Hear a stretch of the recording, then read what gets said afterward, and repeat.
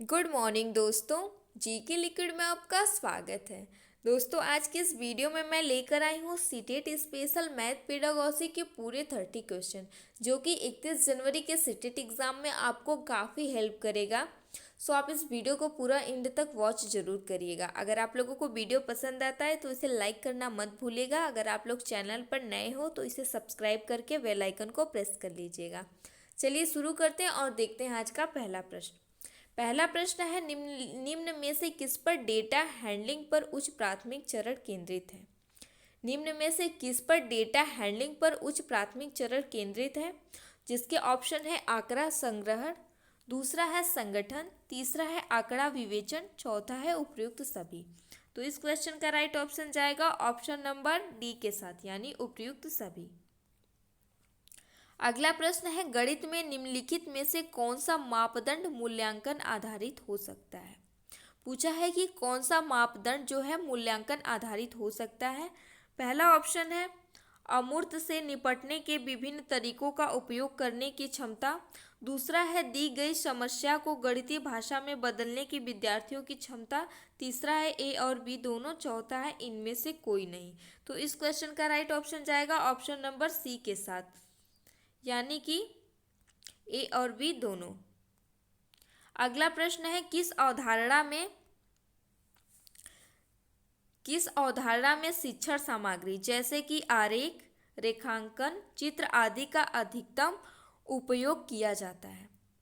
दोस्तों क्वेश्चन में पूछा है कि किस अवधारणा में शिक्षण सामग्री जैसे कि आरेख हो गया, रेखांकन, चित्र आदि का उपयोग किया जाता है। तो ये किया जाता है ज्यामिति में। अगला प्रश्न है, शिक्षण की विधि के रूप में निम्नलिखित में से क्या लिखित कार्य का लाभ है।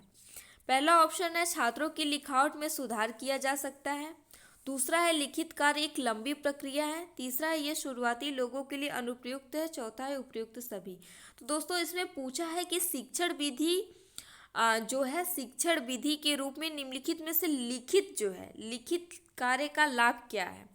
तो इसमें लिख दिया है कि लिखित कार्य एक लंबी प्रक्रिया है, बिल्कुल गलत हो जाएगा क्योंकि एक निगेटिव आंसर है। और इसमें दिया ये शुरुआती लोगों के लिए अनुपयुक्त है, ये भी गलत। जब ये दोनों गलत है तो ये हो ही नहीं सकता। तो इसका राइट ऑप्शन जाएगा ऑप्शन नंबर ए के साथ, ये है पॉजिटिव आंसर जो कि छात्रों की लिखावट में सुधार करता है। अगला प्रश्न है, गणित सिखाने के लिए निम्न में से कौन सा उद्देश्य संकीर्ण है एनसीएफ 2005 के अनुसार। पहला ऑप्शन है बीजगणित पढ़ाना, दूसरा है सरलीकरण यानी कि सिंप्लीफिकेशन पढ़ाना, तीसरा है संख्या संबंधी कौशल विकसित करना और चौथा है नॉन ऑफ दिस। तो इस क्वेश्चन का राइट ऑप्शन जाएगा ऑप्शन नंबर सी के साथ, यानी संख्या संबंधित कौशल विकसित करना। अगला प्रश्न है, गणित एक भाषा है क्योंकि गणित को भाषा कौशल की आवश्यकता है, दूसरा है गणित आमतौर पर लिखकर किया जाता है, तीसरा है गणित में वाक्य विन्यास है, चौथा है गणित में कई प्रतीक होते हैं। तो इस क्वेश्चन का राइट ऑप्शन जाएगा ऑप्शन नंबर सी के साथ, यानी गणित में वाक्य विन्यास है। अगला प्रश्न है, एनसीएफ 2005 में निम्नलिखित में से क्या गणित के लंबे आकार को दर्शाता है। पहला ऑप्शन है चुनौतीपूर्ण समस्याओं को हल करना, दूसरा है गणित का खेल बनाना, तीसरा है अन्य पर एक अवधारणा का निर्माण, चौथा है इनमें से कोई नहीं। तो इस क्वेश्चन का राइट ऑप्शन जाएगा ऑप्शन नंबर सी के साथ, यानी कि अन्य पर एक अवधारणा का निर्माण। अगला प्रश्न है, निम्नलिखित में से रचनात्मक मूल्यांकन का उद्देश्य क्या है। पूछा है कि निम्नलिखित में से रचनात्मक मूल्यांकन का उद्देश्य क्या है। जिसके पहला ऑप्शन है यह छात्रों की शक्तियों और कमजोरियों का निदान करता है, जो कि बिल्कुल सही है। दूसरा है यह धीमे और प्रतिभाशाली शिक्षार्थियों के लिए उपचारात्मक उपाय प्रदान करता है। तो इस क्वेश्चन का राइट ऑप्शन जाएगा ऑप्शन नंबर सी के साथ, यानी ए और बी दोनों राइट आंसर है। अगला प्रश्न है, निम्नलिखित में से किस उद्देश्य के लिए गणित की कक्षा में जोड़ तोड़ का उपयोग किया जाता है। पूछा है कि किस उद्देश्य के लिए गणित की कक्षा में जोड़ तोड़ का उपयोग किया जाता है।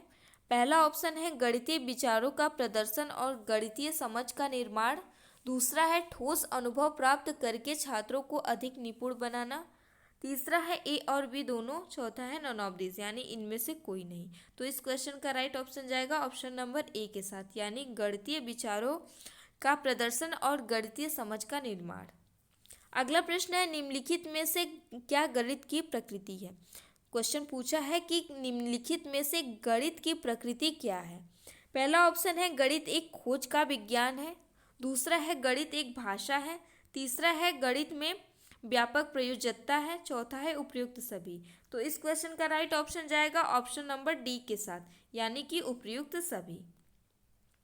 अगला प्रश्न है निम्नलिखित में से किसमें नैदानिक परीक्षण मदद करता है। पहला ऑप्शन है बच्चे की समझ में अंतराल को जानने में, दूसरा है माता पिता को प्रतिक्रिया देने में, तीसरा है ए और बी दोनों, चौथा है इनमें से कोई नहीं। तो दोस्तों इस क्वेश्चन का राइट ऑप्शन जाएगा पहला ऑप्शन नंबर ए, यानी बच्चे की समझ के अंतराल को जानने में। दोस्तों यहाँ से और क्वेश्चन बनता है कि नैदानिक परीक्षण को और किस नाम से जानते हैं। तो नैदानिक परीक्षण को ही डायग्नोस्टिक परीक्षण भी कहा जाता है। जब किसी बच्चे में किसी प्रकार की असामान्यता, अयोग्यता और अक्षमता होती है तो उसको पहचान कर उनका अच्छे से निदान करना ही नैदानिक परीक्षण या डायग्नोस्टिक परीक्षण कहलाता है। अगला प्रश्न है आकृतियों के गुणों को समझने के लिए निम्नलिखित में से सबसे प्रभावी शिक्षण संस्थान कौन सा है। पहला ऑप्शन है ब्लैक बोर्ड, दूसरा है घन, तीसरा है जियो बोर्ड, चौथा है इनमें से कोई नहीं। तो ये जाएगा ऑप्शन नंबर सी के साथ, यानी कि जियो बोर्ड। अगला प्रश्न है निम्नलिखित में से त्रुटियों का प्रमुख कारण निम्न में से क्या है। पहला है प्रतिक्रियात्मक कौशल पर अधिक जोर देना, दूसरा है शिक्षण संस्थानों की कमी, तीसरा है छात्रों की अनुपस्थिति, चौथा है इनमें से कोई नहीं। तो इस क्वेश्चन का राइट ऑप्शन जाएगा ऑप्शन नंबर ए के साथ, यानी प्रतिक्रियात्मक कौशल पर अधिक जोर देना। अगला प्रश्न है निम्नलिखित में से किस स्थिति में प्रेरक दृष्टिकोण उपयुक्त है। पहला ऑप्शन है नए विषय का परिचय, दूसरा है नियमों का निर्माण, तीसरा है सामान्यकरण, चौथा है उपयुक्त सभी। तो इस क्वेश्चन का राइट ऑप्शन जाएगा ऑप्शन नंबर डी के साथ, यानी कि उपयुक्त सभी। अगला प्रश्न है एक बच्चा 24,078 की संख्या को 2478 के रूप में पढ़ता है, वह त्रुटि कर रहा है। पहला ऑप्शन है संख्या को पढ़ने में, दूसरा है एक स्थान धारक के रूप में शून्य को पहचानने में, तीसरा है संख्या के नाम में, चौथा है इनमें से कोई नहीं। तो दोस्तों यहाँ दिया है कि 24,000 और बच्चा पढ़ रहा है 2400, तो वो है जो है एक स्थान धारक के रूप में शून्य को पहचानने में गलती कर रहा है। इस क्वेश्चन का राइट ऑप्शन जाएगा ऑप्शन नंबर बी के साथ। अगला प्रश्न है रोहित के पास 18 पर्स है, प्रत्येक पर्स में वह 4 सिक्के डाल सकता है। इसमें दिया है कि रोहित के पास जो है कुल 18 पर्स है और प्रत्येक पर्स में वह 4 सिक्के डाल सकता है। वह कितने सिक्के पर्स में रख सकता है, यह किस प्रकार का गुणन समस्या है। तो दोस्तों पहला ऑप्शन है सामान्य साझाकरण प्रकार, दूसरा है दर प्रकार, तीसरा है समान समूहन प्रकार, चौथा है उपयुक्त सभी। तो इस क्वेश्चन का राइट ऑप्शन जाएगा ऑप्शन नंबर बी के साथ, यानी कि दर प्रकार। अगला प्रश्न है निम्नलिखित में से किन कार्यों में गणित प्रयोगशाला महत्वपूर्ण है। पहला ऑप्शन है गणित प्रयोगशाला गणित सीखने के लिए शिक्षार्थियों की रुचि और प्रेरणा को बढ़ाती है, दूसरा है शिक्षार्थियों का अधिगम के सिद्धांत का अभ्यास किया जा सकता है, तीसरा है ए और बी दोनों, चौथा है इनमें से कोई नहीं। तो इस क्वेश्चन का राइट ऑप्शन जाएगा ऑप्शन नंबर सी के साथ, यानी ए और बी दोनों, क्योंकि ये दोनों पॉजिटिव आंसर है। अगला प्रश्न है उच्च प्राथमिक स्तर पर गणित अधिगम क्या है। दोस्तों क्वेश्चन पूछा है कि उच्च प्राथमिक स्तर पर गणित अधिगम क्या है। तो इस क्वेश्चन का राइट ऑप्शन जाएगा ऑप्शन नंबर ए के साथ, यानी कि गणितीय अवधारणा और तार्किक रूप से समस्याओं को हल करने में उनके अनुप्रयोगों की समझ प्राप्त करना। अगला प्रश्न है निम्नलिखित में से कौन सी गणित शिक्षण की उपयुक्त विधि है। पहली विधि है प्रदर्शन विधि, दूसरा है आगमन निगमन विधि, तीसरा है ए और बी दोनों, चौथा है इनमें से कोई नहीं। तो इस क्वेश्चन का राइट ऑप्शन जाएगा ऑप्शन नंबर बी के साथ, यानी कि आगमन निगमन विधि। अगला प्रश्न है, निम्नलिखित में से कौन सा समस्या हल करने का वास्तविक अर्थ है? पहला ऑप्शन है शब्द समस्याएं, दूसरा है अभ्यास समस्याएं, तीसरा है जोड़ तोड़ का उपयोग, चौथा है उपयुक्त सभी। तो इस क्वेश्चन का राइट ऑप्शन जाएगा ऑप्शन नंबर बी के साथ, यानी कि अभ्यास समस्याएं। अगला प्रश्न है, गणित की प्रकृति निम्नलिखित में से कौन सी है? पहला ऑप्शन है यह तर्क संगत है, दूसरा है यह सजावटी है, तीसरा है ए और बी दोनों, चौथा है इनमें से कोई नहीं। तो इस क्वेश्चन का राइट ऑप्शन जाएगा ऑप्शन नंबर ए के साथ, यानी कि गणित की जो प्रकृति होती है वह तर्क संगत होती है। अगला प्रश्न है, एक कक्षा प्रक्रिया के हिस्से के रूप में समझने वाले शिक्षार्थियों के स्तर को जानने के लिए आंकड़ों के विश्लेषण के लिए सबसे उपयुक्त रणनीति निम्न में से कौन सी है? पहला ऑप्शन है पहेली, दूसरा है रोल प्ले, तीसरा है टेस्ट, चौथा है ये सभी। तो इस क्वेश्चन का राइट ऑप्शन जाएगा ऑप्शन नंबर डी के साथ, यानी कि यह सभी उपयुक्त विधि है। अगला प्रश्न है, बच्चों को सांख्यिकी सोच में संलग्न करने के लिए शिक्षक को किसमें उनकी मदद करने की आवश्यकता है? पहला ऑप्शन है अच्छे प्रश्नों को तैयार करने में उनकी मदद करनी चाहिए, दूसरा है आंकड़ों का विश्लेषण करने में, तीसरा है ए और बी दोनों, और चौथा है इनमें से कोई नहीं। तो इस क्वेश्चन का राइट ऑप्शन जो जाएगा वो जाएगा ऑप्शन नंबर सी के साथ, यानी कि ए और बी दोनों।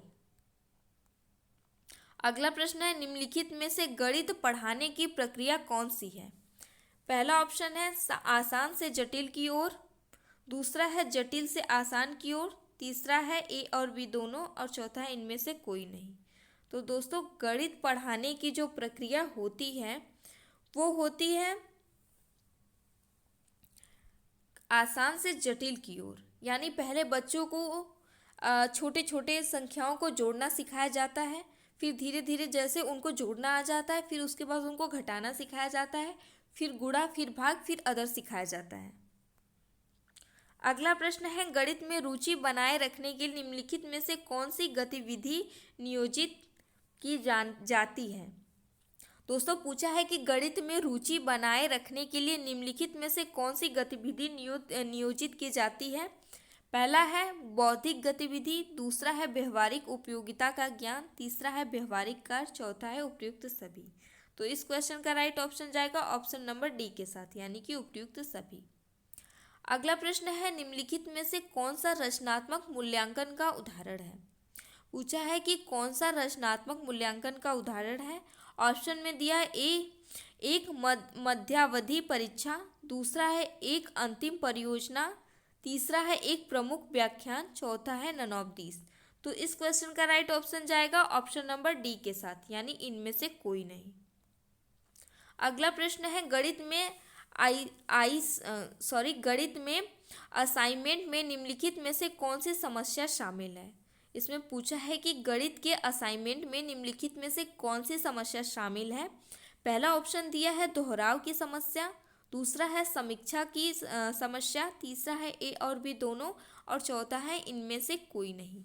तो इस क्वेश्चन का राइट ऑप्शन जाएगा ऑप्शन नंबर सी के साथ, यानी कि ए और बी दोनों। गणित के असाइनमेंट में जो निम्नलिखित में से समस्या आती है वो दोहराव की समस्या होती है और समीक्षा की भी समस्या होती है। तो ऑप्शन नंबर सी के साथ जाएगा। अगला प्रश्न है, निम्नलिखित में से किसने कहा है कि गणित बच्चों के दिमाग में तर्क करने की आदत डालने की एक तरीका है? दोस्तों, इसमें पूछा है कि किसने कहा है कि गणित बच्चों के दिमाग में तर्क करने की आदत डालने का एक तरीका है। ऑप्शन में है गैलीलियो, दूसरा है लोके, तीसरा है ए और बी दोनों, चौथा है इनमें से कोई नहीं। तो इस क्वेश्चन का राइट ऑप्शन जाएगा ऑप्शन नंबर बी के साथ, यानी कि लोके ने कहा है कि गणित जो है बच्चों के दिमाग में तर्क करने की आदत डालने का एक तरीका है। अगला प्रश्न है, गणित में समूह के लिए निम्नलिखित में से कौन सा आवश्यक घटक है? पूछा है कि गणित में समूह कार्य के लिए निम्नलिखित में से कौन सा आवश्यक घटक है। पहला है शिक्षक, दूसरा है मूल्यांकन, तीसरा है समस्या, चौथा है उपयुक्त सभी। तो इस क्वेश्चन का राइट ऑप्शन जाएगा ऑप्शन नंबर डी के साथ, यानी कि उपयुक्त सभी। अगला प्रश्न है, निम्नलिखित में से क्या गणित में गति और सटीकता की कमी का कारण है। इसमें से पूछा है कि गणित में जो गणित है, गणित में गति और सटीकता की कमी का कारण क्या है। पहला ऑप्शन है कार्य की असामयिक सिद्धि, दूसरा है कल्पना और स्मरण शक्ति की कमी, तीसरा है त्वरित निर्णय लेने की क्षमता का अभाव, चौथा है उपयुक्त सभी। तो दोस्तों इसमें पूछा है कि गणित में गति और सटीकता की कमी का जो कारण होता है वो होता है उपयुक्त सभी, यानी कार्य की असामयिक सिद्धि भी, कल्पना और स्मरण शक्ति की कमी भी, तीसरा है त्वरित निर्णय लेने की क्षमता का अभाव भी, मतलब कि इसका राइट ऑप्शन ऑप्शन डी के साथ जाएगा। तो दोस्तों ये थे आज के पूरे 30 क्वेश्चन जो कि मैथ पेडागॉजी से थे। आई होप कि क्वेश्चन आपको काफ़ी पसंद आए होंगे और एग्ज़ाम में यहाँ से आपको काफ़ी हेल्प मिलेगी। अगर आप लोगों को वीडियो पसंद आया हो तो इसे लाइक ज़रूर करिएगा। अगर आप लोग चैनल पर नए हैं तो इसे सब्सक्राइब करके बेल आइकन को प्रेस कर लीजिएगा। इसे ज़्यादा से ज़्यादा शेयर करिएगा। Thank you.